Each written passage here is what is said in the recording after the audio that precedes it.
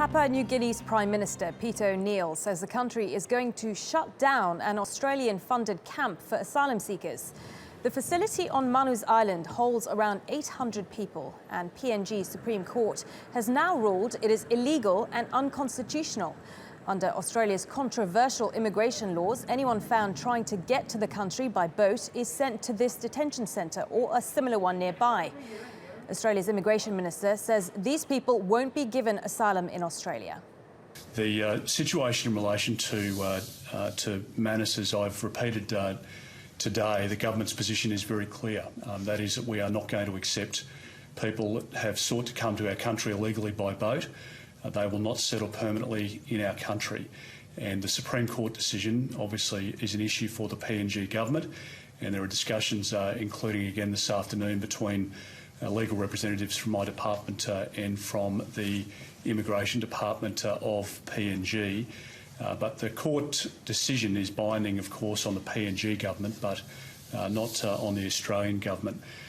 So we will work with the PNG government to look at the situation, to provide what assistance we can, but we are not going to allow people smugglers to get back into business. Well, Daniela Ritorto is a reporter following the story for us from Canberra. She has the very latest. Daniela, tell us, when is this facility expected to close and what will happen to the asylum seekers?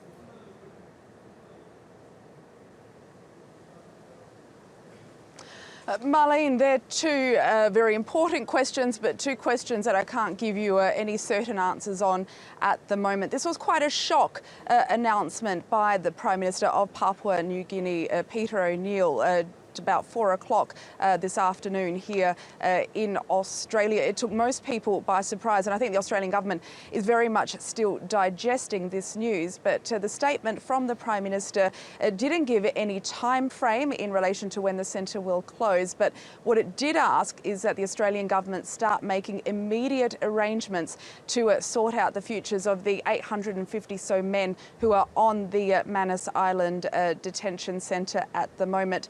So their fate very much remains unclear. What the government of PNG has said is that if they are found to be refugees, then they can stay in Papua New Guinea. But let's be honest here, the reason why those people all got on boats is because they wanted to live in Australia, seek asylum in Australia, move to Australia.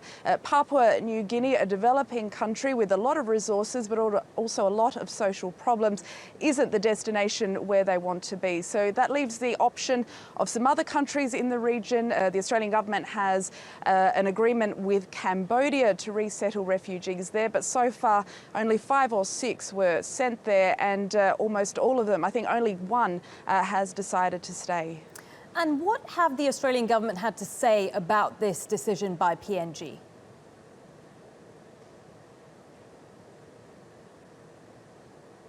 Yeah, well, the immigration minister, the interview that you just heard, that snippet of him that you just played, that was before the government the government of PNG made its announcement in relation to closing centre. So Peter Dutton had to reissue a new statement this afternoon, and what he said was that he thanks Prime Minister Peter O'Neill for his support in opening the offshore centre up until this point, and that he wants to continue working with the PNG government to come up with some sort of solution. But the most crucial thing about this, Marlene, is that the Australian government has once again said illegally, in the words of the Australian government, by boat, and who are now in will not be settled in Australia. The fate of these men very much in limbo here tonight. OK, Daniela, really good to speak to you. Daniela Ritorto there in Canberra in Australia for us.